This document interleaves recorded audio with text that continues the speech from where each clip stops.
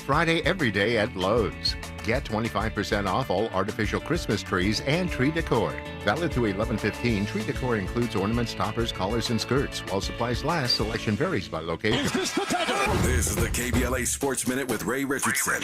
I'm a bad man. The Lakers tied a team record last night with 22 three-pointers. They beat Memphis by 27 to win their third straight. LeBron recovered from his leg bruise. He had 16 points, 9 rebounds, and 6 assists in 23 minutes. The Clippers played Denver tough last night before losing by 3. Their losing streak is now at 6, including 0-5 with James Harden. Harden had 21 points but was scoreless in the fourth quarter. Colorado football coach Deion Sanders expressed compassion for the 4 Beaumont High School students facing charges for burglarizing the Colorado locker room at the Rose Bowl on October 28th. Anonymous tips led Pasadena police to the students. 2 of the students are football players who are being recruited by UCLA. Deion wants the students to atone for what they did, but he doesn't want the incident to jeopardize their hopes for college. No debates, no speculation, just the info you need. That's your KBLA Sports Minute. I'm Ray Richardson on KBLA Talk 1580.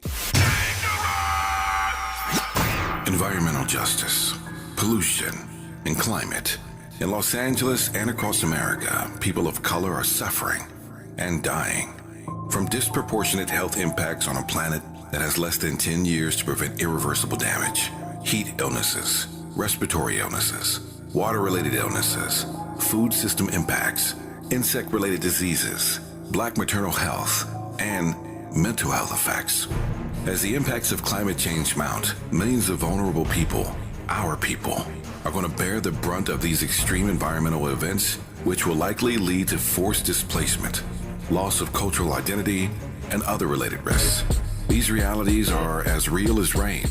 Stay tuned to KBLA Talk 1580 for more details about the most progressive multimedia and live events campaign any black media outlet has ever undertaken to combat the climate catastrophe.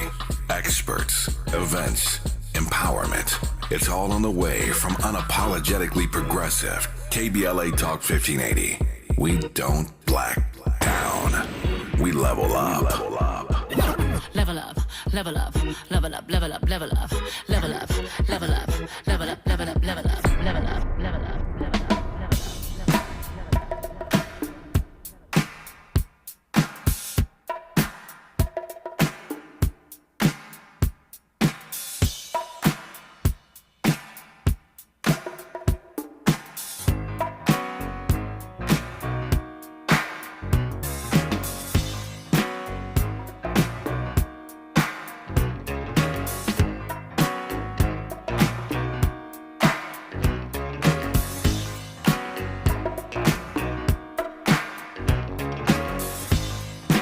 Girl, you're looking sweet tonight. You find it every day, girl. Wish that I could love you right in a special way. You light my fire. I feel alive with you, baby. You blow my mind. I'm satisfied.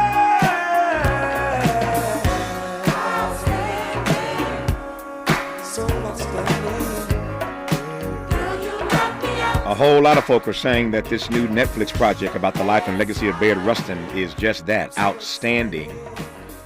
And I suspect that a lot of folk are going to see this project on Netflix about the life and legacy of one Bayard Rustin in the days ahead. And in the days ahead, we'll be talking to some of the talent who appear in the film, the Netflix project. But today, in advance of those guests, a conversation with Michael G. Long, editor of the book, Bayard Rustin, A Legacy of Protest and Politics. I'm delighted to have Michael Long on this program. Michael, how are you today, sir? I'm doing okay, Tavis. It's great to be with you. It's great to have you on. Thank you for this these few minutes here to talk about Bayard Rustin. Let me just ask a broad question. We'll narrow as we move through this time together. But if you were asked, as you are now, who was Bayard Rustin? To that essential question, you'd say what? I would say that Bayard Rustin was an openly gay, black, socialist pacifist, ex-convict, brilliant strategist of the civil rights movement. Yeah. And of all of those labels that you've just given him, and I say labels, in a kind and generous way, not in a demeaning way, of all those titles you put on him, let me get off the word labels and go to titles. Of all those titles you've assigned to him, which one of those stand out for you in terms of how it helped him frame the work and witness that he engaged? I would say brilliant. Rustin was the strategist of the civil rights movement, and he was the one really who took Dr. King's dream and tried to turn it into concrete reality. It was one thing to dream and be the great visionary that Dr. King was. It was another thing to take that dream and turn it into a concrete reality, especially through protest. And that was Rustin's strategic role. Yeah. Let me ask you this question. I could have begun our conversation here a few minutes ago with this question, but let me just weave it in now. And the question is, why now? And by why now, I mean Bayard is getting all of this attention of late. This Netflix film that everybody's again talking about. Your book. There are other books that have been written and compiled about Bayard Rustin. And it's fascinating for me when you do this as long as I've done it for a few decades now as a broadcaster. You see these moments where all of these great Americans who have been heretofore overlooked finally get their moment. They get their, if I can use the Andy Warhol phrase, they get their 15 minutes, right? Everybody starts to focus on them. We've seen this over the last decade or so when it comes to James Baldwin.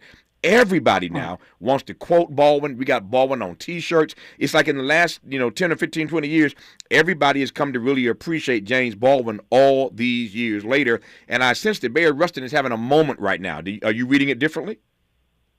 No, he's having a moment.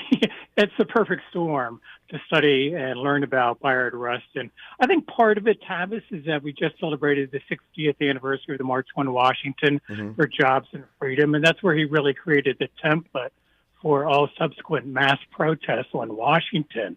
And so I think that he's really played an important role in U.S. history on that level, and we're pulling him out of the shadows because that's what we've done in recent years with key figures who have been absent in our mainstream history books for whatever reason. We've really focused attention on people who have been in the shadows.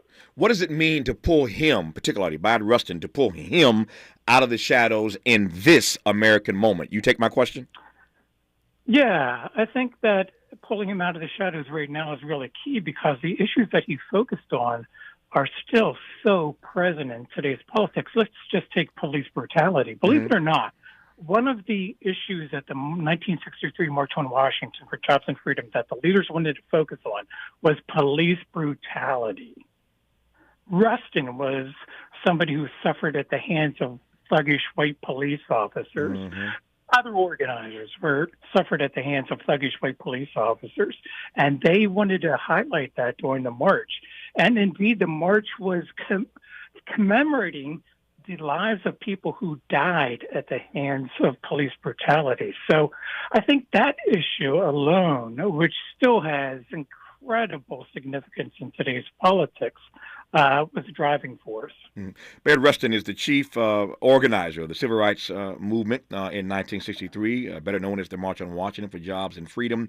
And that's not all he did. He did a great deal more, but I think that's chief among the fine things that one could say about him is that he is the chief organizer of this march that changed this nation. All these years later, he is finally having, as I said earlier, his moment. There's a Netflix film about him.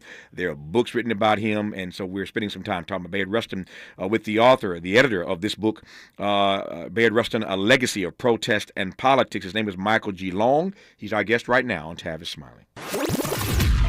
Seeking the truth. Speaking the truth. This is the Tavis Smiley Show.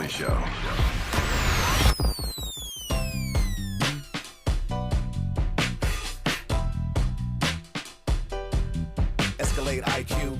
This the intro to the all-electric Cadillac, perfection like zoom. And on a full charge, you get 450 miles without the stop. Haiku. This is what I do. Daddy fat intellect since '92. Linked all the way back, panoramic roof. Come with 24-inch rim standard. Ooh, why? Shawty don't kill him. Cadillac diamond in the back, cold chillin'. And when I'm on attack, on the track is no ceiling. Sky's the limit. You hear me? You hear me? Straight drop, no parachutes. Lay lines like a longitude and latitude. Feel it, beloved, clearly we're hustling. Bustin', truckin'. Cadillac, Cadillac, Cadillac. For more on the Escalade IQ, visit Cadillac.com. Available late 2024. GM estimate 450-mile range on a full charge based on development testing and/or analytical projection consistent with the CHA 1634 revision 2017 MCT. Range subject to change prior to production. Annual rates may vary based on service factors, including ambience temperature, terrain, battery age, and condition loading, and how you use and maintain your vehicle. KBLA Talk 1580. We've got a lot to talk about. Hi, Maisha Cairo here, KBLA, live at Chase Bank on Crenshaw and Vernon for the In This Together tour with female business owners, a day of empowerment, community panels, and best of all, tips on building business from marketing to capital. I'm here with Lisa Stevens, Senior Business Consultant with Chase for Business. Lisa, what's one tip you'd give to business owners here in the Crenshaw area? I love that you asked that question. I'm originally from Brooklyn, and I grew up in an area that's very similar to Crenshaw. So this is near and dear to my heart. And if I could only leave a business owner with just one, I would tell the business owner to identify their why. And I think that is so important because your why is going to be that strength on those days where you feel like you're struggling. Your why is going to be that stepping stone. Those days that you want to give up, your why is going to be the reason that you get back up. And how would you advise business owners looking to acquire capital? What do they need to know before stepping inside the branch to ask for funding? So 3 things. I do want to share this when it comes to the power of capital and just finding those resources.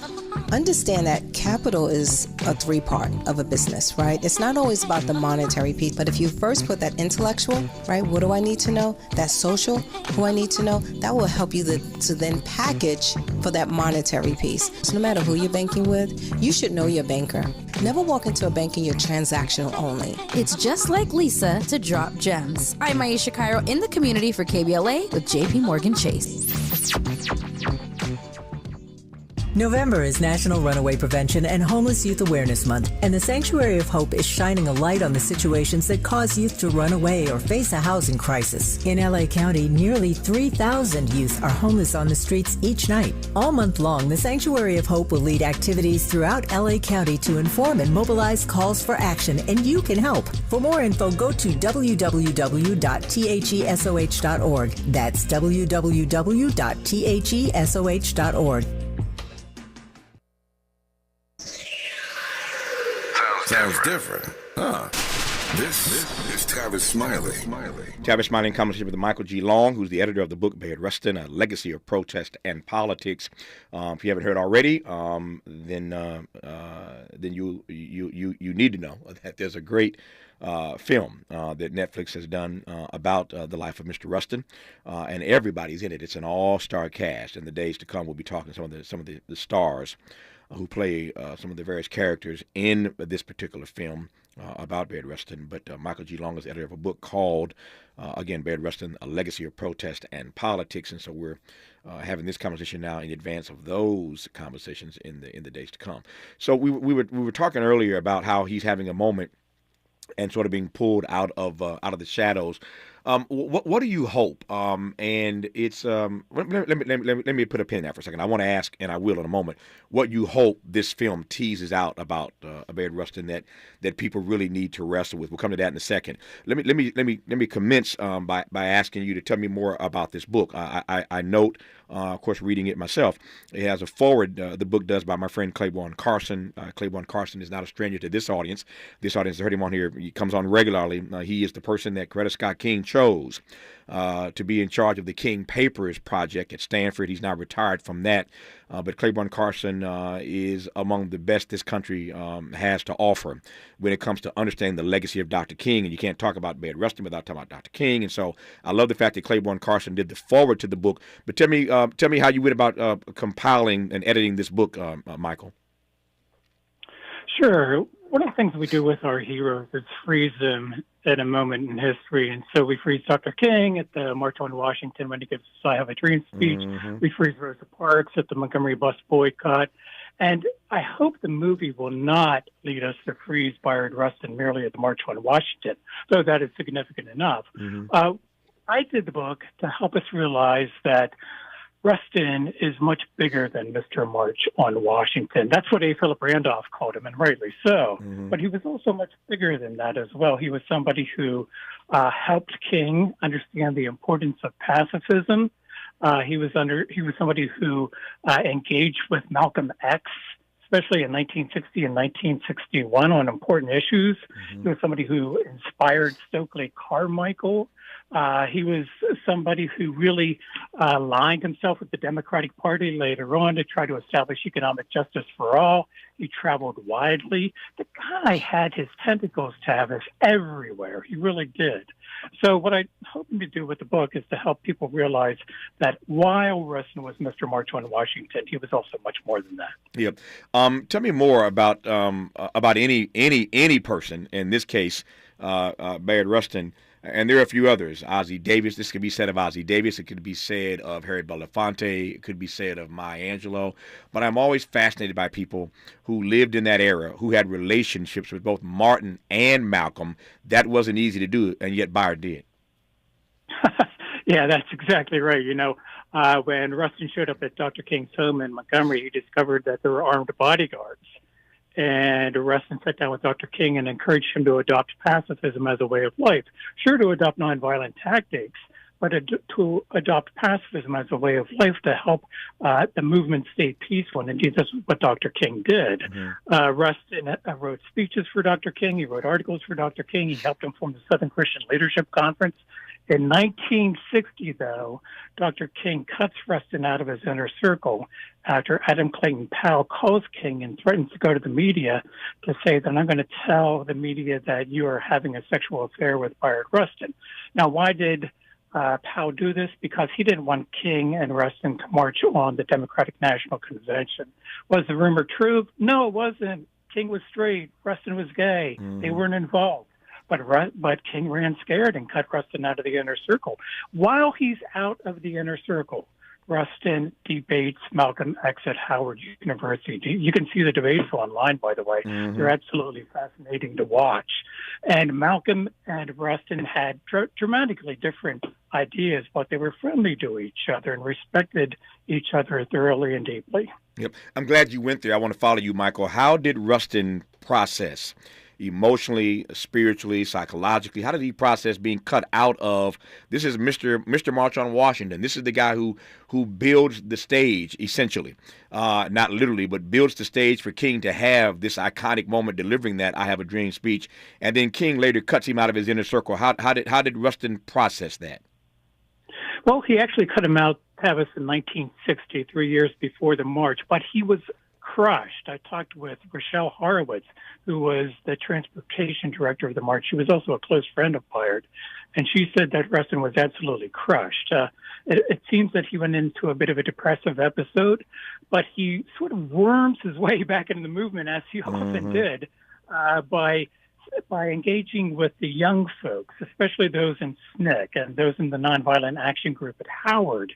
And King, according to Rochelle Horowitz, wanted to establish contacts with these kids, and he knew that in order to do that, Bayard Rustin could be helpful. And he brought Rustin back into the inner circle, and that's when they started to work on the march. No, I'm glad you correct me on that frame. You're right. He cuts him out in advance of the march. I'm getting these dates, 60 and 63. What I was driving toward was this. This is the guy that builds the stage for Martin to give this major speech, I Have a Dream, in 63. King has cut Bayard out of his inner circle, and yet that does not stop Bayard from doing his job. And so my first question was, how did Bayard process being pushed out of the inner circle? You've answered that question. The question I was driving toward, though, is that when you've been cut out of somebody's inner circle, and yet you're working on this major project at which this other person is going to be the major speaker, your ego has to be bruised. You see what I'm getting at, and yet it didn't stop Rustin from doing his job. Yeah, I talked with Rustin's longtime partner, Walter Nagel, about this very point. It's a great question. And he said that Rustin was simply a very forgiving person. And I think that's what helped him get past that. You know, he was a Quaker. He was devoted to Quaker principles like equality, personal dignity, pacifism, nonviolence, and forgiveness.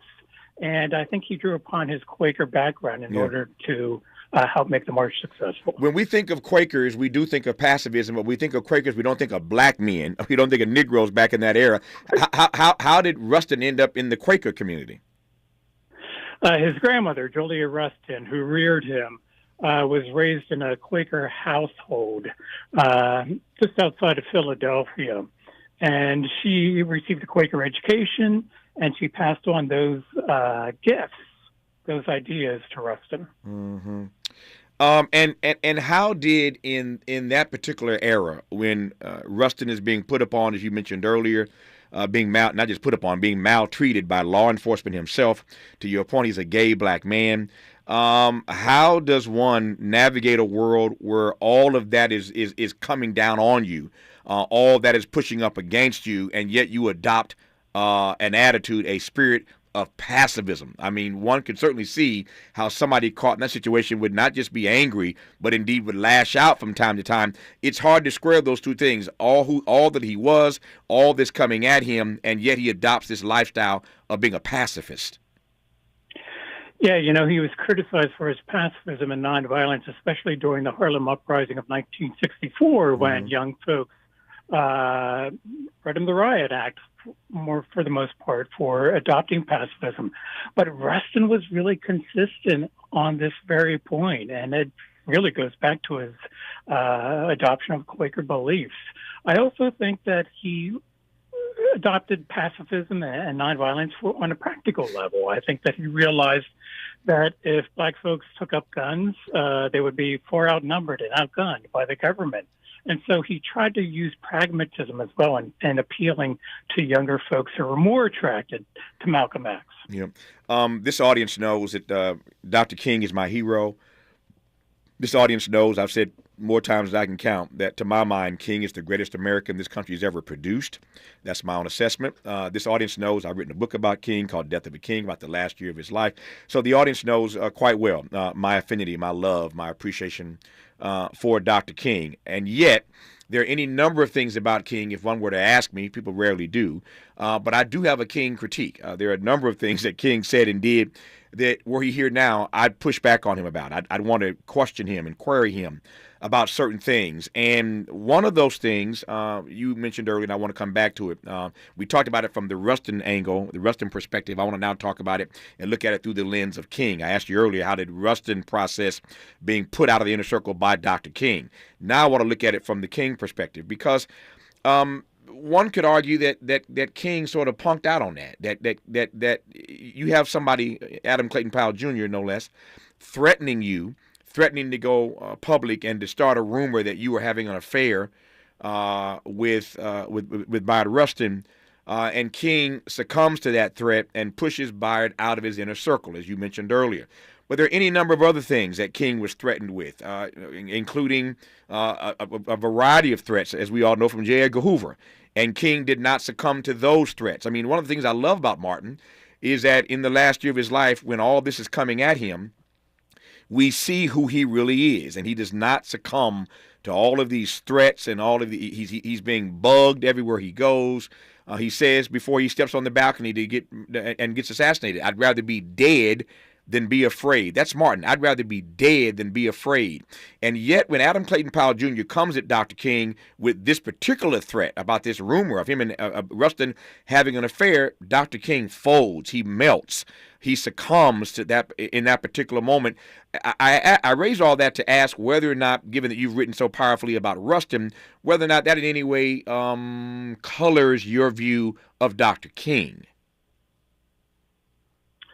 Well, I love talking with you, Tavis. I think I'll let your point in some ways stand as a critique, but I'll also note that the context is important for understanding King's reaction. You know, this is a homophobic society in 1960. Sure. It's incredibly homophobic. If you're gay at this point, you can be thrown in psychiatric institutions for being mentally disordered. You can be thrown in jail. You're called a sinner by religious leaders, and on and on and on.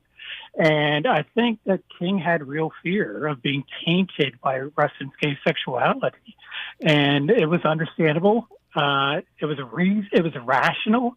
It was also bigoted, unfortunately, and Rustin suffered at the hand. So I think I'll simply let your point stand as a sharp critique of King choosing pragmatism over principles at this point in his life. No, that was nicely done, Michael. Very nicely done. Let me ask you to tell me a bit more. Watching my time, getting away from here. Tell me more about Bayard's politics. Rustin was a democratic socialist, and this is my favorite part of the March on Washington, by the way.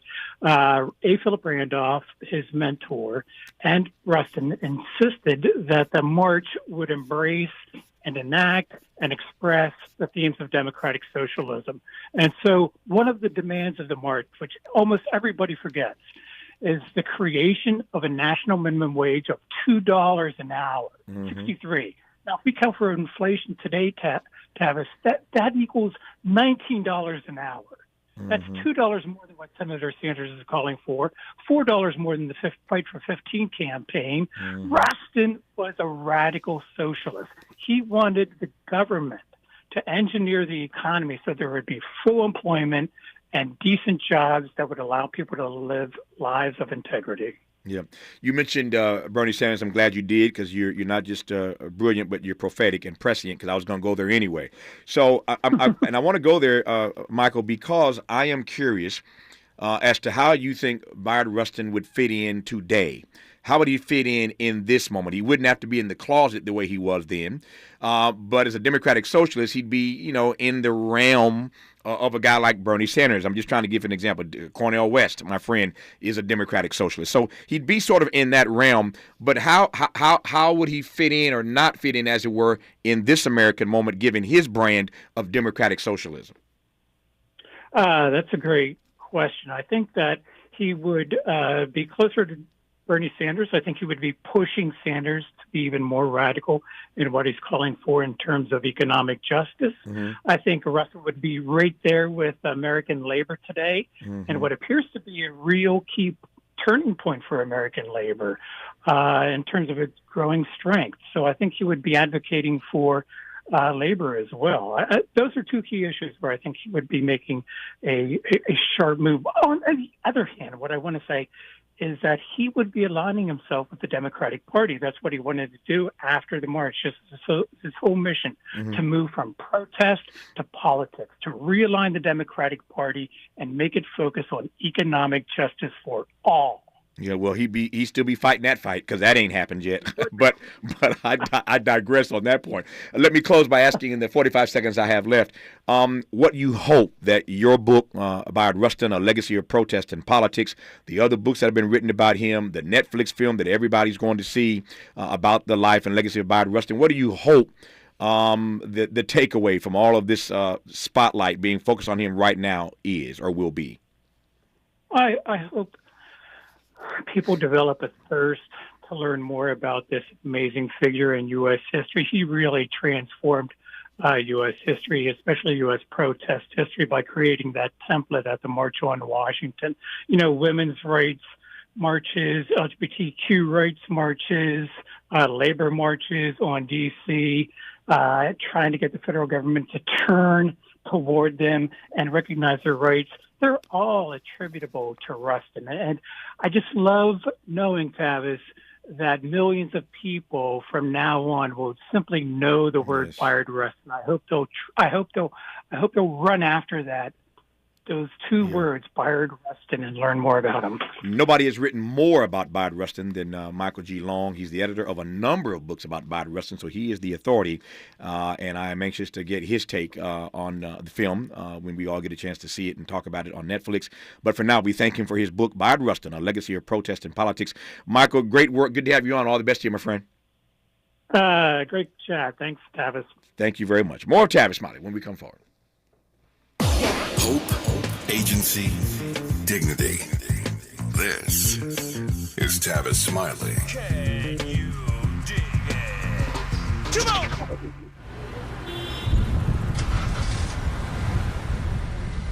What's up, party people? It's your favorite MC's favorite rapper, MC Light here. And we're celebrating 50 years of hip-hop, authentically powered by Cadillac.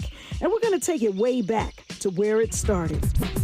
It was only fitting that hip-hop began with teenagers at a back-to-school jam in the rec room of a South Bronx apartment complex by an 18-year-old brother.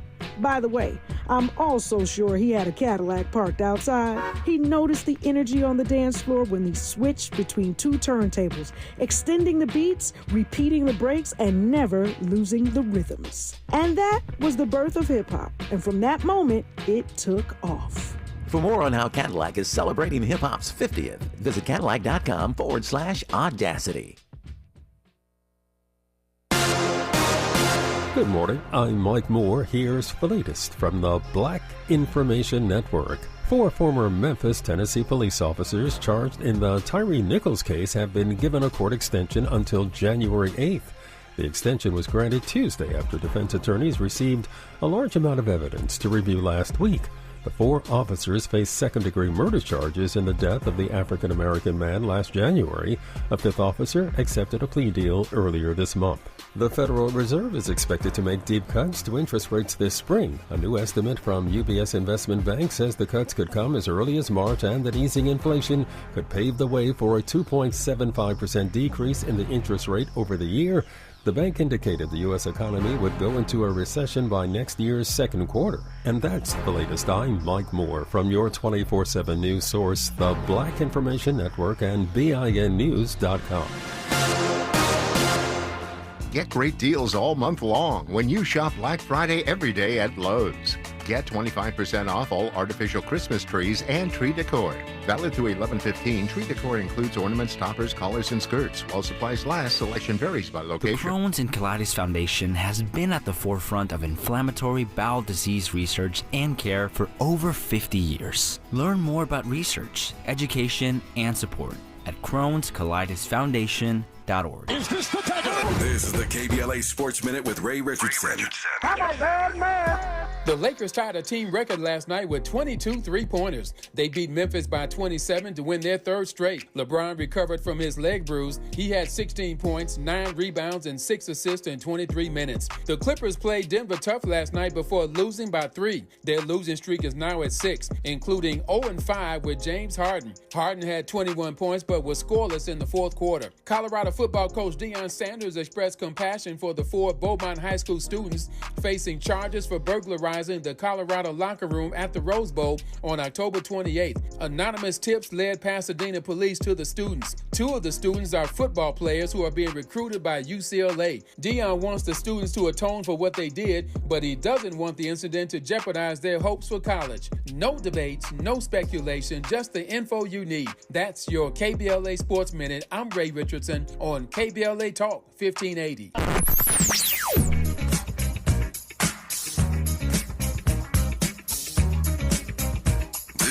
KBLA Talk 1580. Talk radio.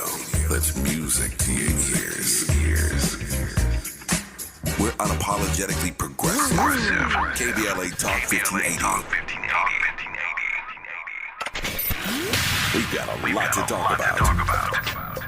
Hi, I'm Zoe Williams, a.k.a. the Voice of Reason, encouraging you to join me weekdays from 7 to 9 p.m. for the world's most intriguing relationship radio roundtable. Every night, I facilitate and encourage our loyal listeners to participate in the most engaging relationship discussions you'll hear anywhere.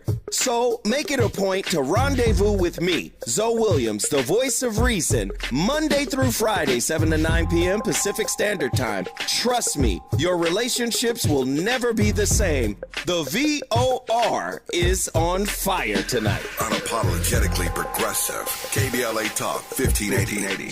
We've got your black. KBLA Talk 1580 is the exclusive media sponsor of this light of ours, activist photographers of the Civil Rights Movement. A dynamic new exhibition on view now at the Skirball Cultural Center in Los Angeles. This light of ours showcases more than 150 photos taken by movement insiders from diverse backgrounds that reveal the vital work undertaken by a broad coalition of organizers and everyday people whose collective action changed America. This light of ours is one of 3 temporary exhibitions currently on view at the Skirball, which together explore issues related to civil rights, immigration, and pluralism.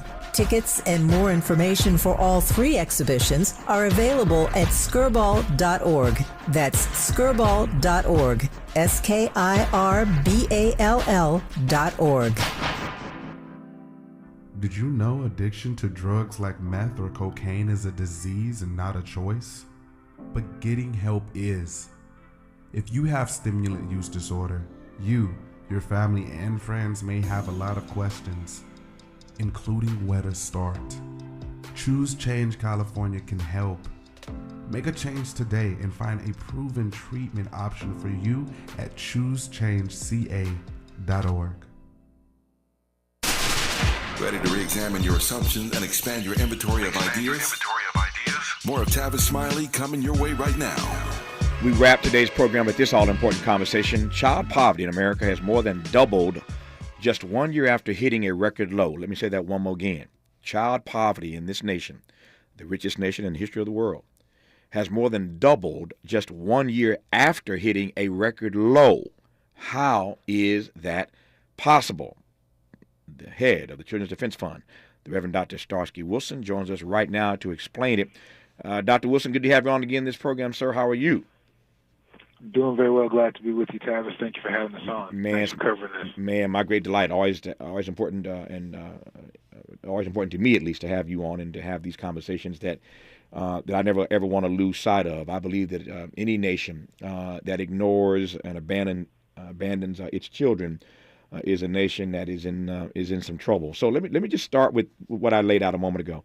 Child poverty in this country has more than doubled just a year after hitting a record low. My question was then and now, how is that possible?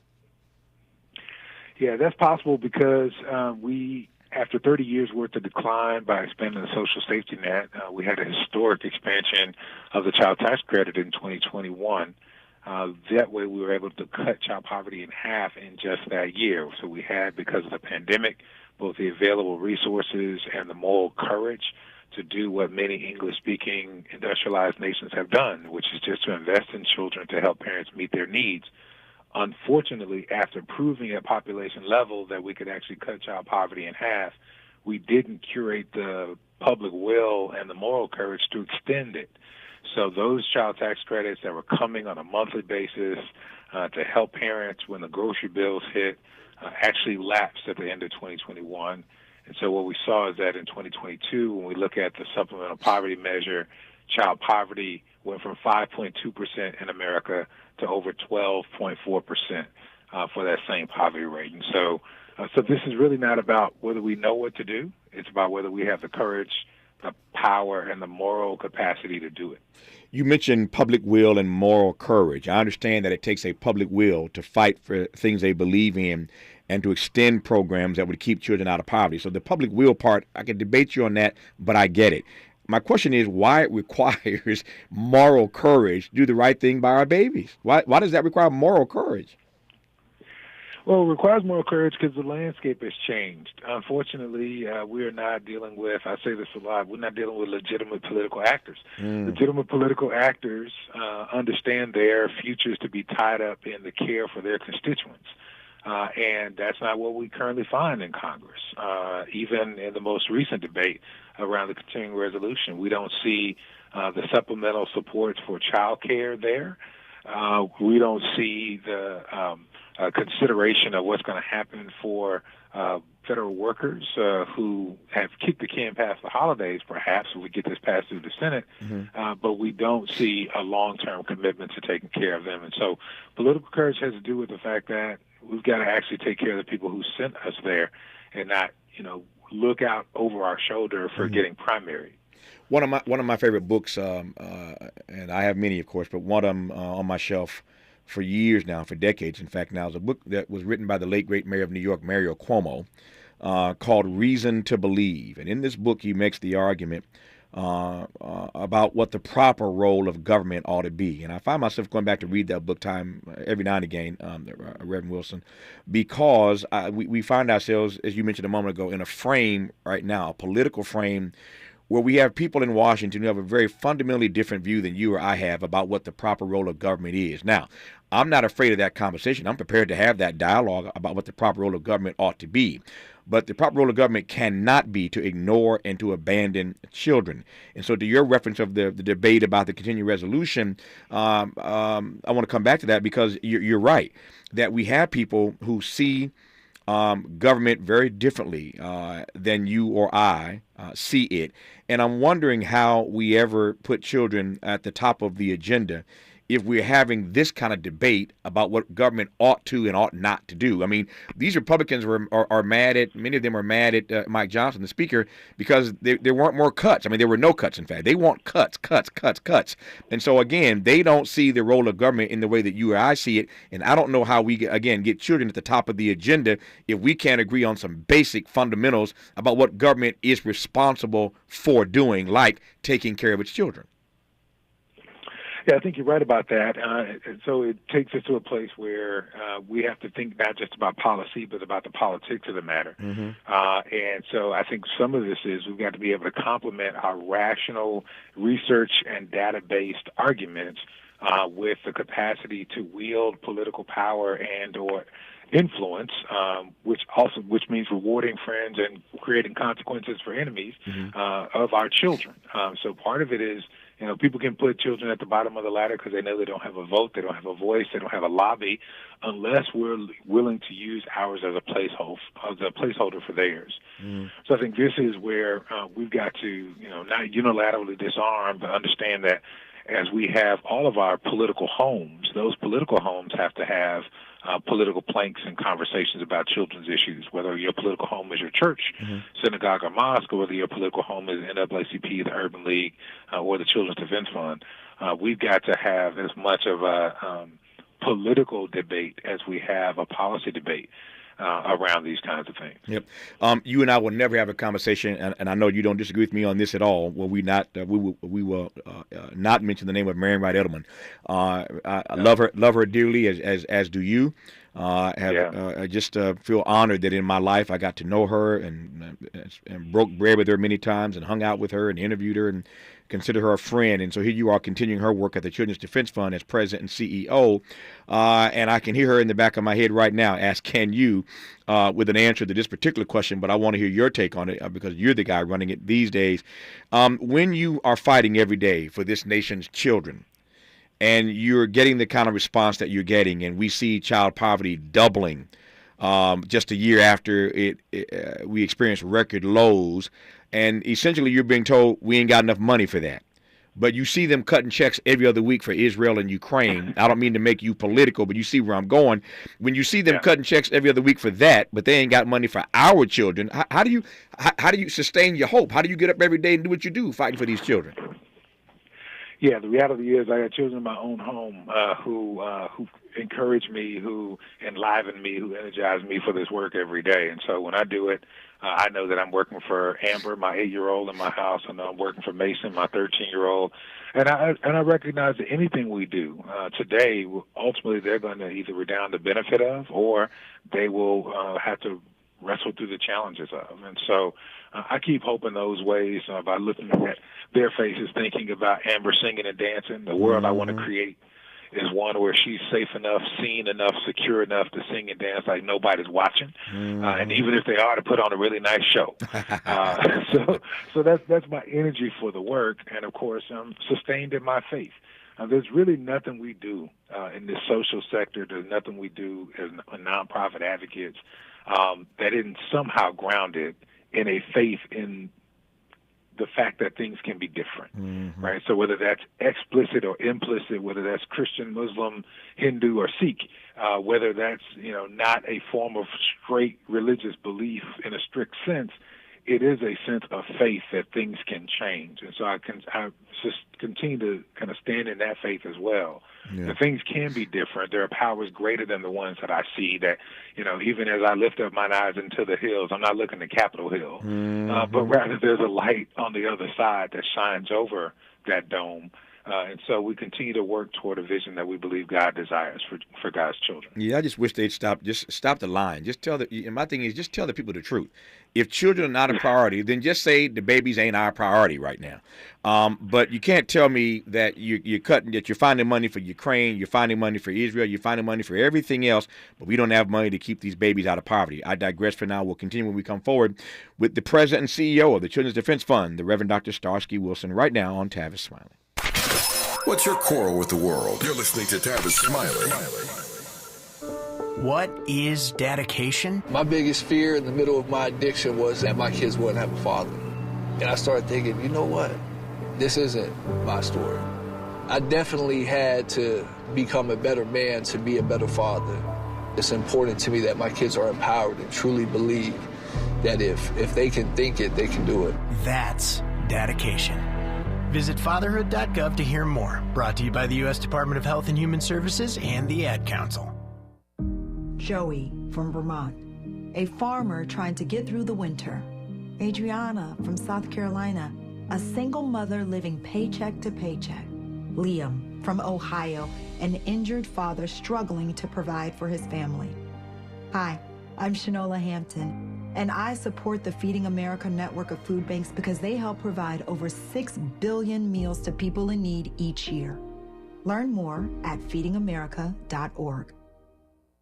Beloved Entertainment presents Sweet Spot Live with me, Angelique Francis, at the beautiful Miracle Theater at 226 South Market Street in Inglewood on Sunday, November 19th at 6 p.m. Join me with KBLA for short stories told live on stage with us, by us. Yes, our own storytellers straight from the neighborhood. Colorful and provocative live storytelling event celebrating our unique culture, our strength, our courage, our faith, and yes, our fire. We invite you to walk with us through the neighborhood, even run with us down our dark alleys if you dare. Just around the corner, there is laughter, unspeakable pain, secrets never told. But don't worry. The door is unlocked, and we're going to leave the porch light on. That's Sunday, November 19th at the Miracle Theater, 226 Market Street in Inglewood, 6 p.m. Yes, it is all happening right here in the Sweet Spot. Tickets available, sweetspotlive.eventbrite.com, sweetspotlive.eventbrite.com. We got a lot to talk about.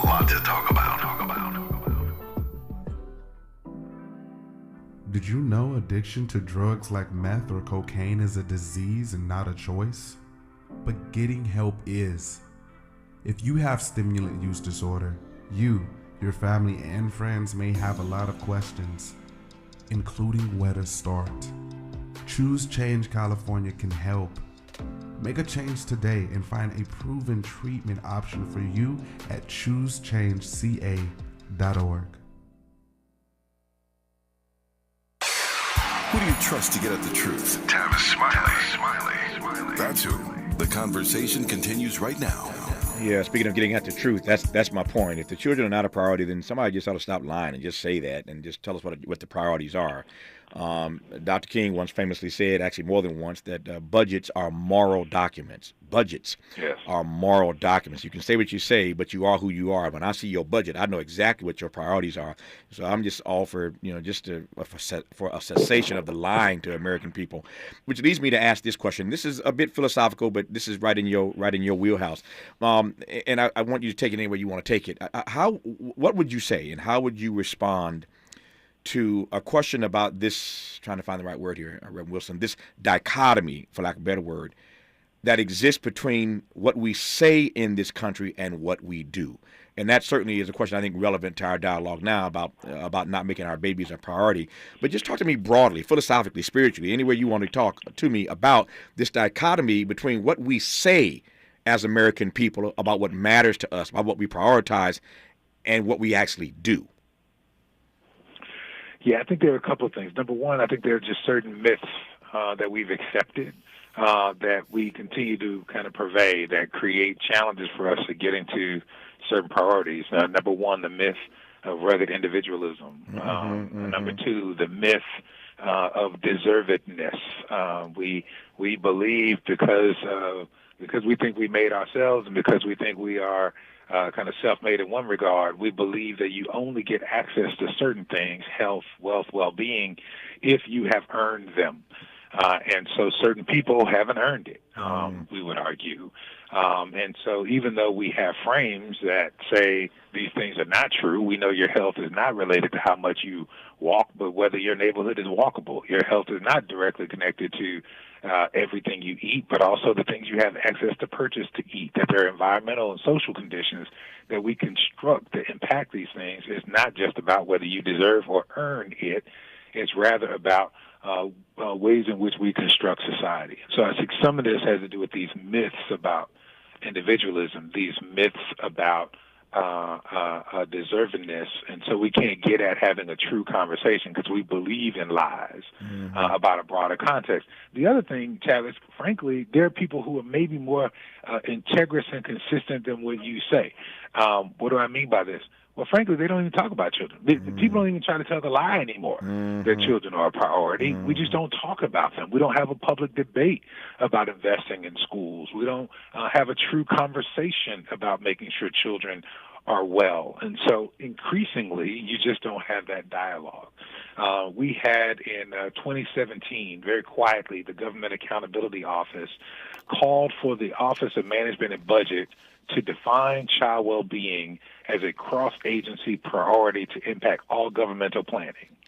Now, people who pay attention to history say, well, it was 2017. The federal government wasn't going to do that in that particular administration, but it hadn't done it in this administration either. Made it a cross-agency priority. We're pleased that there's some initial efforts. We spent the better part of late last year, early this year, working with our partners at First Focus on Children to press the administration to set up an interagency council on children, which is meeting literally for the very first time right now. So we've got a team there right now. But we're late to the conversation, and it's not just a health and human services conversation. It's a cross-governmental conversation. It's everything that we do should be looked at through that lens. And so we've got to press to actually dialogue about children and say they're a priority again, because increasingly I'm finding that people aren't even saying that. The data tell us that the child poverty in this country has more than doubled just 1 year after hitting a record low. In case you've just tuned in, our guest is the President and CEO of the Children's Defense Fund, Reverend Dr. Starsky Wilson. So that's the data, that the child poverty rate in this country has more than doubled just a year after hitting a record low. We will close with this as the exit question. So what do we do about it? We'll put that question to our guest when we come forward on Tavis Smiley. Interrogating and unpacking. That's what we do around here. You're listening to Tavis Smiley. If you're like me, 60 and retired, making ends meet, especially here at the supermarket and drugstore, is tough. I'm so blessed to have found benefitscheckup.org. It's a free and confidential website from the National Council on Aging that connected me to $1,200 a year in programs that help pay for food, medicine, utilities, and more. Maybe it can help you. benefitscheckup.org. My daughter was diagnosed with a rare malignant rhabdoid tumor on the spine. They sent her straight to St. Jude. My hope was gone. But when you get there, everyone's like, hey, we're not going to give up. And when you see other people not giving up on your child, that makes all the difference in the world. When I found out I didn't have to pay, I was just grateful. They saved my baby's life. Finding cures, saving children. Learn more at stjude.org.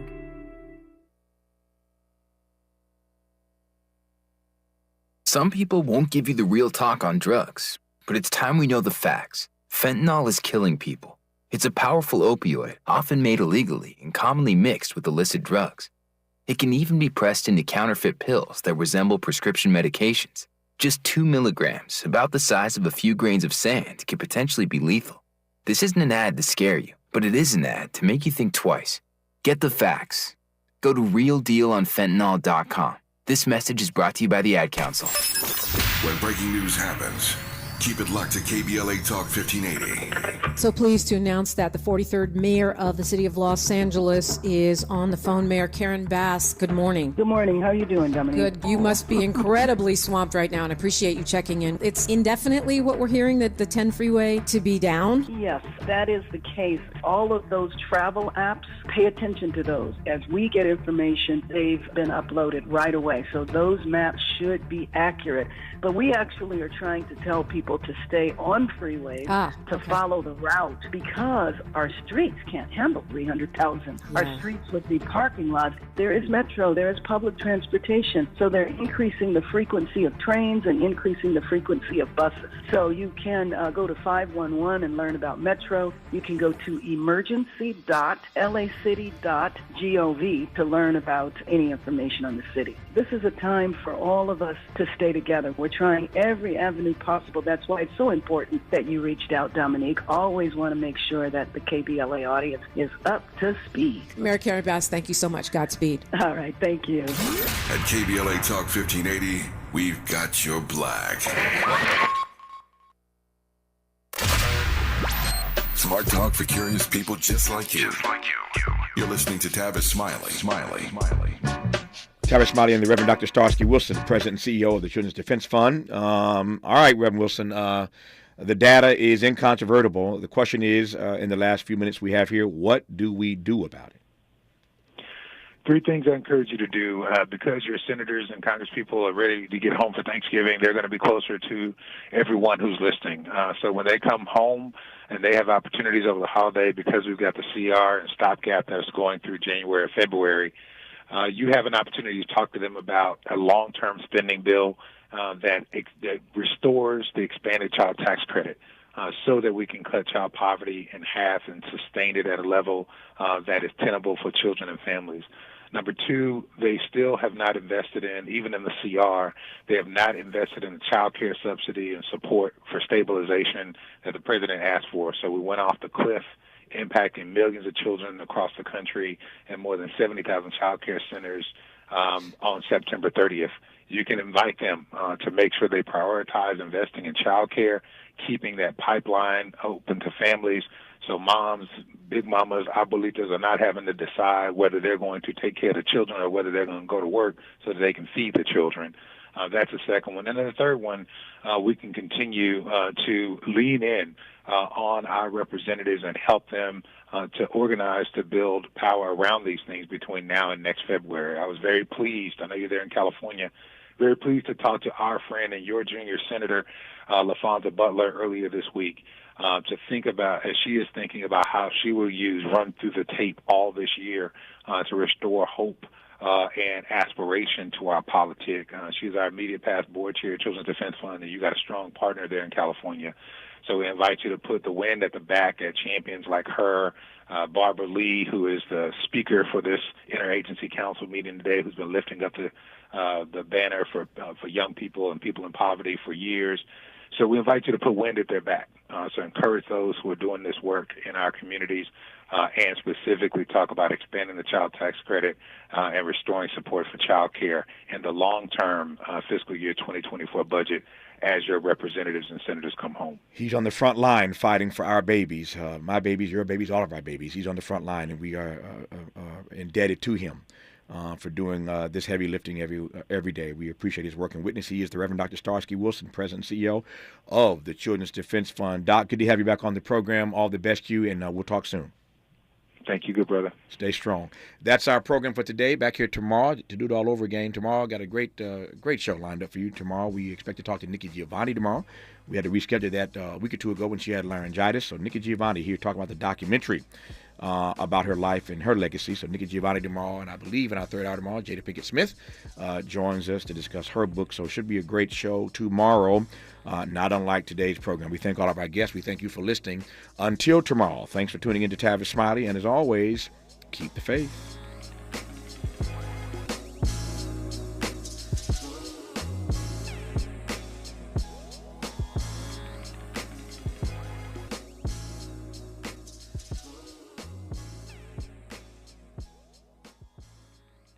KBLA 1580 Santa Monica.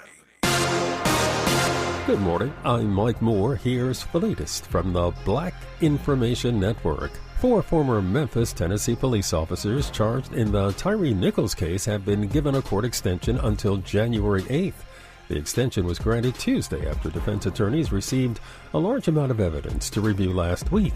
The 4 officers face second-degree murder charges in the death of the African-American man last January. A 5th officer accepted a plea deal earlier this month. The Federal Reserve is expected to make deep cuts to interest rates